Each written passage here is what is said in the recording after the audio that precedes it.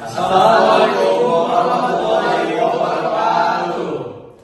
Kami dari kelompok 4 ingin mempresentasikan hasil kerja sama kami dalam mengkaji materi terkait persamaan linear.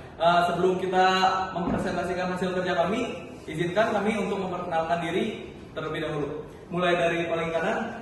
Perkenalan, nama saya Syahid Albi Tako. Perkenalkan, nama saya Cakramukti Asiwan. Saya Zundi. Saya Muhammad Arif Wicaksono. Saya Ahmad Adi Razan. Saya Adil Abdullah Nugroho. Ya. Oke. Tadi kan pada perkenalan ada yang ngebahas tentang persamaan linear ya. Nah, boleh nih kita bahas apa itu persamaan linear yang kami singkat dengan PL. PL ini merupakan suatu persamaan pangkat tertinggi dari variabel tunggal. Dengan kata lain, berderajat 1. Bentuk umumnya ada seperti ini. A1 X1 ditambah A2 X2 tambah sampai dengan tambah AN XN sama dengan B. Lalu A di sini merupakan suatu koefisien, lalu B-nya adalah konstanta, X-nya adalah variabel. Nah, lalu di sini ada contoh PL yang benarnya adalah seperti ini. X1 tambah 2X2 tambah 3X3 tambah X4 sama dengan 7. Nah, ini ada contoh yang bukan dari PL-nya. Nah, ini kenapa sih bukan contoh PL yang benarnya? Karena kita balik ke ciri-ciri PL nih. Kita lihat pertama itu tidak memuat hasil kali variabel. Nah, di sini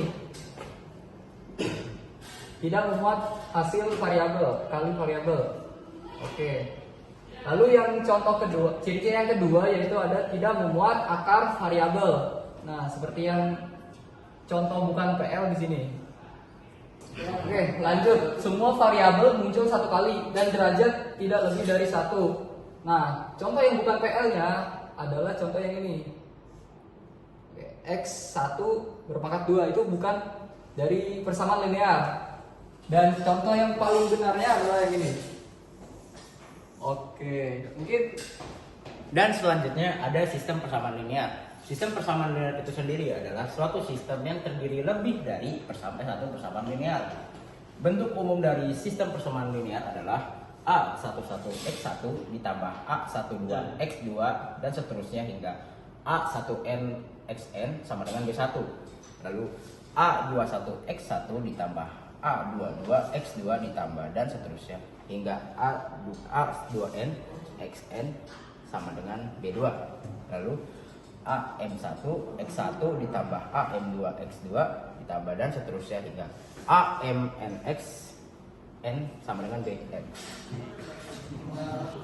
Oke, lanjut kita melanjutkan teman saya yang tadi. Kita beralih ke penyajian SPL dalam metrik. Seperti yang kalian ketahui, yang kita ketahui sebelumnya, bentuk umum SPL yang sebelumnya dapat disajikan dalam bentuk perkalian matriks sebagai berikut. Nah, sekarang kita akan mengubah menjadi perkalian matriks yang dimana koefisien dan variabel dipisahkan menjadi matriks yang berbeda. Nah, nanti akan menghasilkan konstanta. Nah, ini akan menghasilkan rumus seperti ini. AX sama dengan B. Kemudian matriks yang diperluas atau augmented matrix. Nah, dari SPL X sama dengan B yang tadi, yaitu susunan koefisien, variabel dan nilai hasil persamaan yang ditulis dalam satu matriks A garis lurus B, yaitu seperti ini. Nah, ini adalah satu matriks yang menggabungkan antara tadi matriks koefisien sama variabel ini dan konstanta ini disatukan menjadi augmented matrix ini. Halo semua, di sini saya akan menjelaskan sistem persamaan linear konsisten dan inkonsisten. Nah, SPL ini dibagi menjadi dua, yaitu mempunyai penyelesaian yang disebut sebagai konsisten yang mempunyai dua solusi, yaitu tunggal dan banyak. Dan yang kedua, ada tidak mempunyai penyelesaian yang disebut dengan tidak konsisten, maka dari itu dia tidak mempunyai solusi. Selanjutnya kita akan ke contohnya. Nah, dari solusi dan sistem persamaan ini dibagi menjadi tiga jenis. Yang pertama ada satu atau tunggal. Kenapa dia dapat disebut juga dengan satu atau tunggal? Karena ada dua garis yang saling berpotongan, maka terciptalah satu titik, maka disebut juga dengan satu atau tunggal. Maka dia maksudnya ke konsisten. Yang kedua ada banyak solusi. Kenapa dia disebut juga dengan banyak solusi? Karena ada dua garis yang saling bertemukan, maka dia terciptalah titik yang banyak, maka dia akan disebut juga dengan banyak solusi dan dia termasuk sebagai konsisten. Yang ketiga, ini tidak punya solusi. Kenapa dia tidak punya solusi? Karena ada dua garis yang tidak saling berpotongan, maka tidak terciptalah titik. Maka disebut juga dengan SPL inconsistent. Nah, di sini saya akan melanjutkan untuk membahas SPL homogen dan SPL non homogen. Yang pertama ini ada SPL homogen. SPL homogen berbentuk AX sama dengan 0. Nah, SPL homogen ini dibagi menjadi dua, yaitu SPL yang mempunyai solusi trivial disebut juga dengan tunggal, SPL yang mempunyai solusi non trivial disebut juga dengan banyak. Nah, untuk SPL homogen ini yaitu solusi konsisten. Nah, solusi dari SPL homogen AX0 ini yang pertama ada solusi trivial, yaitu dengan X1 sama dengan 0, X2 sama dengan 0, sampai dengan Xn sama dengan 0. Nah, solusi di atas ini ada salah satu solusi 0 semua. Selanjutnya kita yang kedua. Untuk solusi yang kedua ini ada solusi non trivial. Jika sistem terdiri dari M, persamaan dan N variabel tak diketahui dengan M lebih kecil dari N, maka solusinya selalu non trivial. Nah, jika sistem homogen mempunyai solusi trivial, maka dipastikan M lebih besar dari N. Nah, selanjutnya kita akan membahas tentang SPL non homogen. Nah, untuk sistem persamaan linear non homogen ini berbentuk AX sama dengan B. Nah, sistem SPL non homogen ini dibagi menjadi dua, yaitu konsisten dan inkonsisten. Nah, untuk konsisten itu ada solusi tunggal dan banyak solusi, dan kalau untuk inkonsisten tidak mempunyai solusi. Sekian, terima kasih. Baik, di sini saya akan menjelaskan tentang matriks eselon baris dan matriks eselon terreduksi. Suatu matriks disebut matriks eselon baris jika memenuhi sifat berikut. Ada tiga. Yang pertama, jika ada suatu baris yang semua elemennya 0, maka harus diletakkan pada bagian paling bawah. Yang kedua, jika suatu baris elemen ada yang tidak 0, maka angka yang pertama dalam baris tersebut harus angka 1. Selain itu tidak boleh. Yang ketiga, sebarang dua baris yang berurutan utama satu dari baris yang terletak di bawahnya lebih menjorok ke kanan. Selanjutnya, suatu matriks disebut dengan eselon baris terreduksi jika syarat nomor 1 dan 2, 3 itu terpenuhi. Kemudian ada syarat keempat, yaitu jika setiap kolom yang memuat utama 1 mempunyai elemen nomor 0 di tempat lainnya. Oke, kita akan lanjut ke contohnya. Pertama ini ada eselon baris. Kenapa ini eselon baris? Yang pertama itu kan yang pertama, sifat pertama jika ada baris yang elemen 0 semua. Di sini kan nggak ada, berarti kita nggak perlu pikirin ke sifat yang pertama. Yang kedua, jika ada suatu baris yang tidak 0, maka angka pertamanya harus 1. Di sini ada tiga. Yang pertama itu ini harus 1, yang kedua ada ini, dan yang ketiga ada ini. Selanjutnya sifat ketiga, sembarang dua baris yang beruntun utama satu baris terletak di bawah dan lebih menjorok ke kanan. Jadi angka 1 ini harus baris 1 dan baris 2 tuh angkanya nggak boleh sejajar. Jadinya dia harus berbentuk seperti tangga seperti ini. Dia harus di sebelah kanan. Oke, selanjutnya saya akan menjelaskan eselon baris terreduksi. Seperti halnya eselon baris, tiga sifat itu dicek lagi. Apakah jika ada baris yang semua elemen 0, maka harus ditaruh di bawah. Di sini kan tidak ada, maka kita akan masuk ke sifat kedua. Jika sifat kedua itu baris elemennya jika tidak ada 0, maka yang pertama itu harus angka 1. Itu seperti tadi, ini angka 1. Angka 1. Tapi jika ini bukan angka 1 seperti 2, 3 atau seterusnya, ini bukan matriks eselon. Selanjutnya ke sifat ketiga, seperti tadi harus membentuk tangga. Nah, setelah itu ada sifat yang keempat, yaitu sifat jika setiap kolom memuat utama 1 harus mempunyai elemen di tempat lainnya. Jadi ini angka 1. Elemen di bawahnya atau di atasnya itu harus 0. Ini elemen 1, ini harus 0, ini harus 0. Kalau bukan 0 itu berarti bukan baris reduksi. Seperti ini 0, ini juga 0. Seperti ini juga 0, ini juga 0. Maka itu disebut eselon baris reduksi. Cakra akan melanjutkan membahas tentang penyelesaian SPL dengan metode eliminasi Gauss dan eliminasi Gauss-Jordan.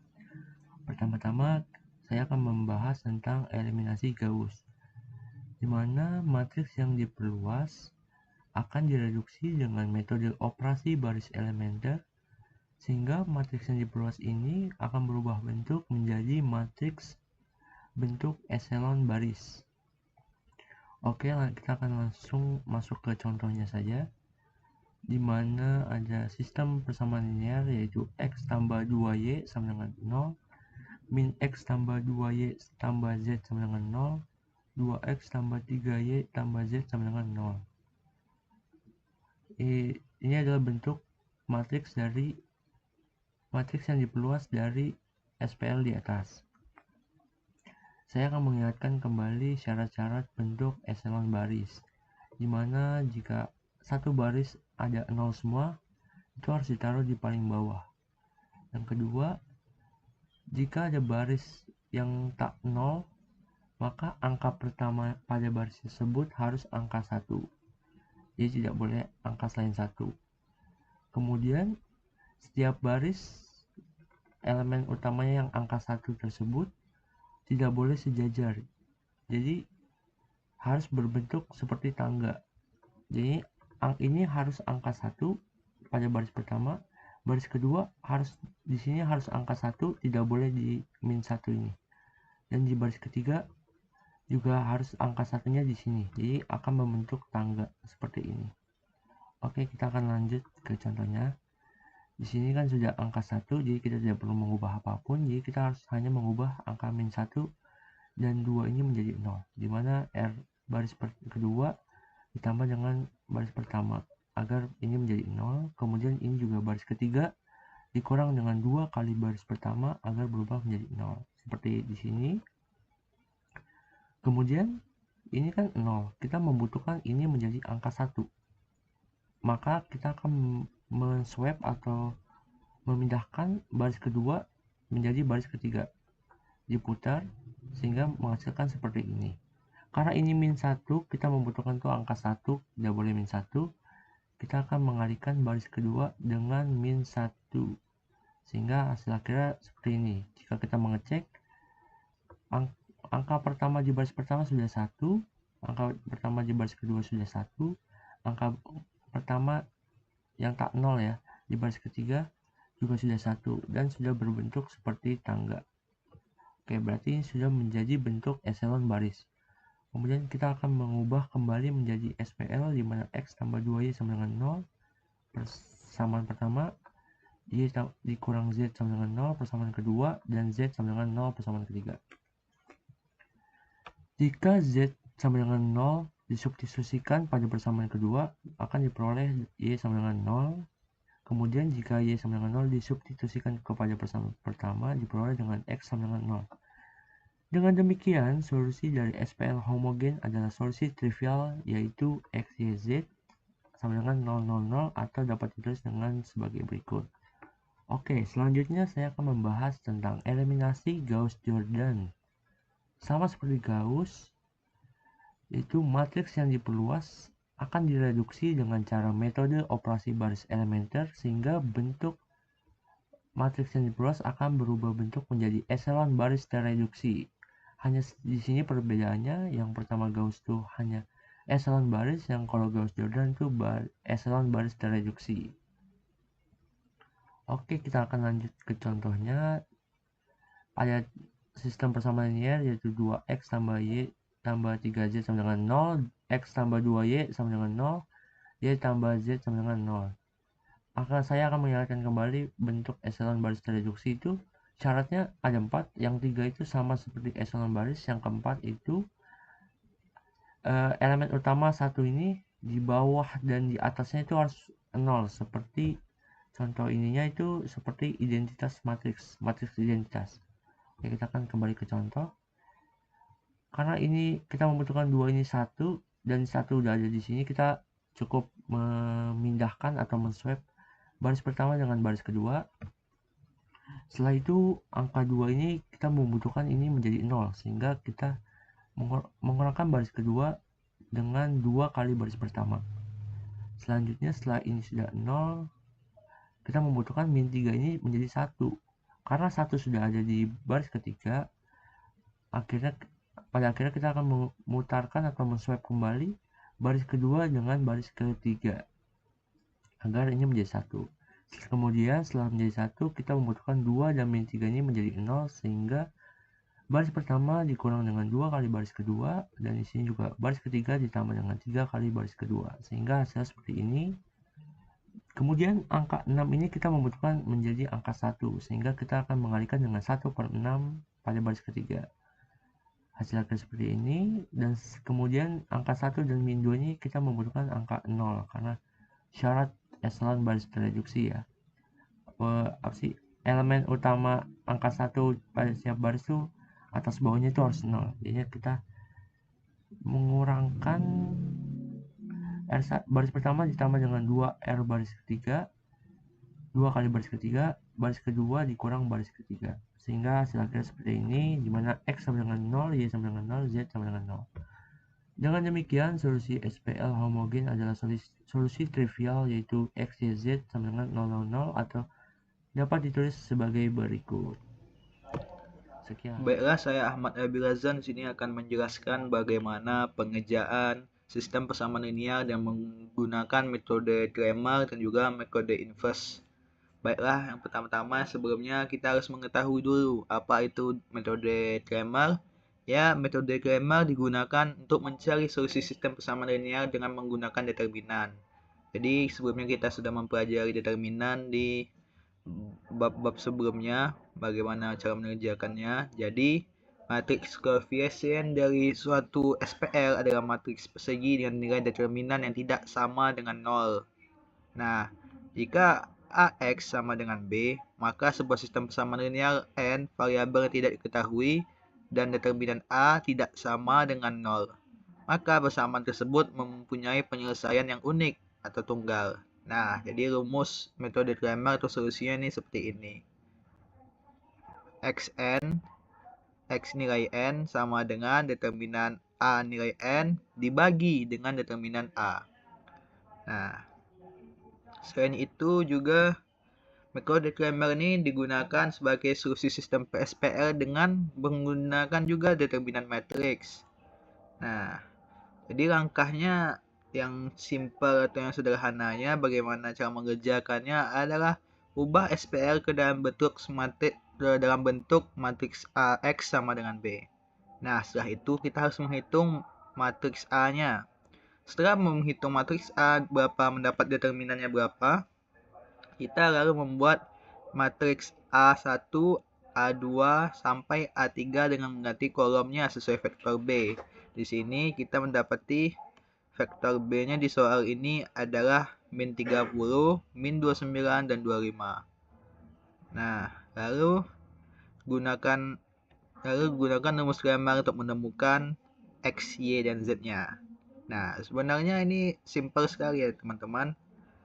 Nah, jadi contoh soalnya seperti yang kita tahu di sini ada matriks min 2, 4, min 5, 1, 4, min 7, min 1, 4, 8. Nah, di sini diketahui bahwa vektor atau juga kolom B ini memiliki nilai min 30, min 29, dan juga 25. Jadi pertama-tama kita kerjakan determinan matriks dengan metode yang kita tahu, metode Saros yang untuk ordo 3x3 matriks. Jadi di sini lakukanlah pengerjaan hingga hasilnya mendapati yaitu adalah min 164. Nah, bagaimana cara mengerjakannya? Pertama-tama yang kolom yang pertama dan juga kolom yang kedua ini disandingkan di sebelahnya. Nah, setelah disandingkan, lalu kita akan mengalihkan nilai yang ada di dalam matriks. Jadi jika dia turun ke kanan seperti ini, yang garis berwarna oranye ini, maka dia akan dikalikan, dan setelah itu yang ini dikalikan, tapi dia harus memiliki minus nih di sini, harus berpoin. Nah, gitu. Setelah itu di berpoin minus dia, habis itu baru dikalikan seperti itu hingga mendapati nilainya adalah min 164. Nah, setelah kita mengetahui determinan dari A yaitu 164, kita ubah setiap kolom matriks dengan dengan kolom B ini. Pertama-tama kolom B-nya kita isi dengan di kolom pertama di sini kan diisi dengan kolom B yang ada matriks kolom B tadi. Nah, selanjutnya juga kolom kedua yaitu menjadi AY dan kolom ketiga jadi AZ. Nih, AX-nya ini, AY-nya ini dan AZ-nya ini. Dan kita hitung determinannya masing-masing. Nah, sini didapati poinnya atau hasil penghitungannya adalah min 492, 164, min 656 gitu. Nih, dengan berdasarkan matriks yang ini, hitung determinannya.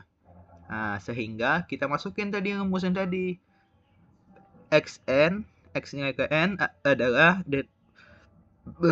determinan A nilai ke n dibagi dengan determinan A. Jadi kita masukkan untuk X min 492 dibagi min 1634 mendapatkan nilainya yaitu 3. Y 164 dibagi min 164 hasilnya adalah min 1.